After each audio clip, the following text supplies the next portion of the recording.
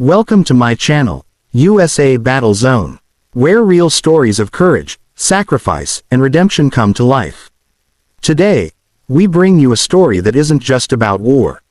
It's about the heart of a woman who lost everything, and the moment a Navy SEAL Admiral realized who stood before him. So sit back, and listen carefully, because once you hear the name, Iron Widow, you'll never forget it. Music builds slowly, soft drums and strings. They said she shouldn't have been there. A woman, in the middle of a classified SEAL operation. But sometimes fate doesn't care about rules, and neither did she. Her name was Captain Elena Rhodes. Call sign, Widow. But no one called her that anymore. Not since the day the mission went wrong. 2 years before the day the Admiral met her, Elena was part of a joint operations unit stationed deep in the Gulf. A top-tier drone pilot and tactical analyst. She coordinated airstrikes from hundreds of miles away. She wasn't in the field, but her hands guided men through hell. Among them was Commander Jack Rhodes, her husband. Jack was everything the SEALs admired. Fearless, loyal, a leader's leader, and when Elena's intel guided his team, they were unstoppable. Together, they were a perfect machine. Intel Operation Iron Dagger. Music shifts darker, heavier bass tones. It was supposed to be a routine extraction. Elena was in the control center, headset on, eyes locked on the screens. But then, the feed went dark. Comms jammed, and seconds later a flash. The convoy disappeared in flames. The official report blamed technical failure. But Elena knew better. Someone had fed her bad coordinates. Someone had set them up. Jack's entire team, gone. And Elena Rhodes became the widow. Sound. Gentle rain, muffled breathing. For months, she vanished from the radar. No one knew where she went, not even her command. Until one morning, the Pentagon received a transfer request. From a drone pilot who no longer wanted to fly. She wanted boots on the ground. They laughed at first. A woman, a widow, trying to join field recon. Impossible. But she passed every test. Physical, psychological, tactical, with numbers that broke records. She didn't smile, didn't talk much. Just trained like a ghost, chasing something only she could see. The instructors started calling her Iron Widow. Because no matter how much pain she took, she never broke. Cut to ambient wind and distant chopper sounds. Fast forward 2 years later. A new mission, code name, Operation Leviathan. A high-stakes joint op between SEAL Team 6 and covert intelligence agents. The target, a known arms dealer with links to the same group that killed her husband. Leading the mission, Admiral Blake Morrow, a hardened SEAL veteran. The kind of man who'd seen more funerals than birthdays. He didn't like outsiders, especially ones with a chip on their shoulder. When Elena entered the operations tent that morning, her presence turned heads. Her uniform was standard, her face calm, but there was something in her eyes. Steel. Scene. Dialogue tone, more intimate narration. Admiral Morrow looked her up and down. "So you're the intel officer they sent me?" he asked, voice sharp. "Yes, sir," she said. He smirked. "You got a call sign, soldier." Elena hesitated. A few of the SEALs nearby chuckled. "It's okay," he said. "We give everyone one. You can't pick your own. So what's yours?" She looked straight at him. Her voice steady, quiet. "Iron Widow." The laughter stopped. Even the air seemed to freeze. The Admiral frowned. "What did you say?" "Iron Widow, sir." The Admiral's face drained of color. Because he'd heard that name before. Music swells slow, tragic strings. 2 years ago, when Commander Jack Rhodes' convoy was hit. It was Admiral Morrow who'd signed off on the coordinates. It was his command that greenlit the op. And it was her husband he'd sent to die. He didn't recognize her at first. But now, hearing that call sign, it hit him like a bullet to the chest. The tent went silent, and for a long time, he couldn't speak. Later that night, as the storm rolled over the desert, he called her into his quarters. "Captain Rhodes," he began quietly. "You should have told me who you were." "With respect, sir," she replied, "that's not relevant to the mission." He looked at her, really looked at her. Her hands were steady, her posture perfect. But her eyes, they held fire and pain. "I read your husband's file," he said. "He was one of the best." "Yes, sir," she said softly. "He was. Do you blame me?" Her silence was louder than words. Sound. Faint thunder, slow heartbeat.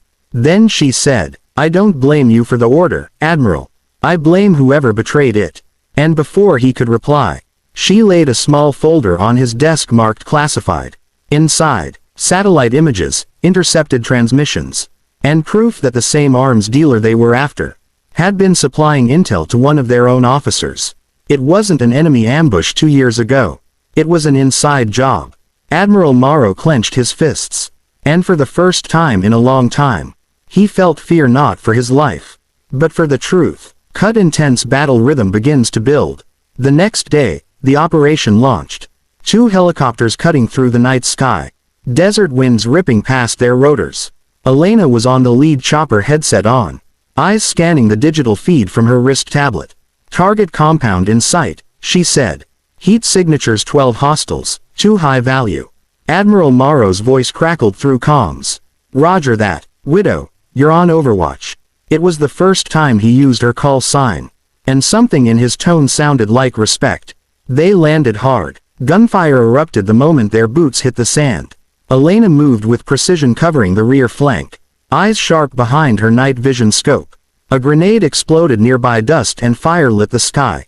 Morrow's team breached the main building. Inside, chaos, smoke, screams, shouts of "clear" and "contact left" echoed through the halls. Then a familiar voice came over Elena's comm. Male, calm, cold. "Widow," it said, "did you miss me?" Her blood ran cold. It was him. The man who'd fed her the false intel 2 years ago. The one responsible for Jack's death. Music cuts to silence, only breathing and static. She stormed into the compound, ignoring orders to hold position. Morrow tried to stop her, but she was already gone. A shadow moving through the fire. She found him in the lower corridor. The traitor, weapon drawn, smirking. "You should have stayed in your chair, Captain," he sneered. "You were never meant to be in the field." Elena's eyes burned. "Neither were you meant to be alive." They fired almost simultaneously. Her bullet hit first, right through the chest. He fell gasping, reaching for the weapon that wasn't there. She stepped closer, whispered, "For Jack." Music rises, drums and emotional strings. When it was over, the compound burned behind her. The team extracted with minimal losses. Admiral Morrow watched as Elena walked toward the evac chopper. Her uniform singed, her face streaked with ash and tears. He stood there silent. Then he saluted her, and though regulations didn't require it, he held that salute until she passed. Back at base, during debrief, Morrow handed in his resignation papers. When asked why, he simply said, "Because I just met someone braver than any man I ever commanded." He left the room before anyone could question him further. And that night, he sat in his office, staring at an old photo. Commander Jack Rhodes shaking his hand after a successful op. Both smiling. He whispered, "She made it right, Jack." As for Elena, she didn't stay in the field. Her mission was complete, but she didn't return to the skies either. Instead, she started training new recruits. Not just to fight, but to understand what they fight for. She told them, courage isn't about pulling a trigger. It's about standing up when the world breaks you, and walking through fire anyway. They listened, because when she spoke, you could hear the ghosts in her voice. Soft emotional music, piano and strings. Years later, during a SEAL memorial ceremony, Admiral Morrow saw her again. She was standing quietly near the back, in civilian clothes, a small silver pin on her jacket, engraved with one word, "Widow." He walked up beside her. "They still talk about you, you know," he said.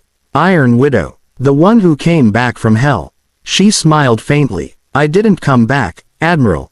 I just learned how to live there." He nodded, and for a moment, both of them stood in silence. 2 soldiers bound by loss, and by the truth that war doesn't end when the guns go quiet. Long pause, sound of flags fluttering in the wind.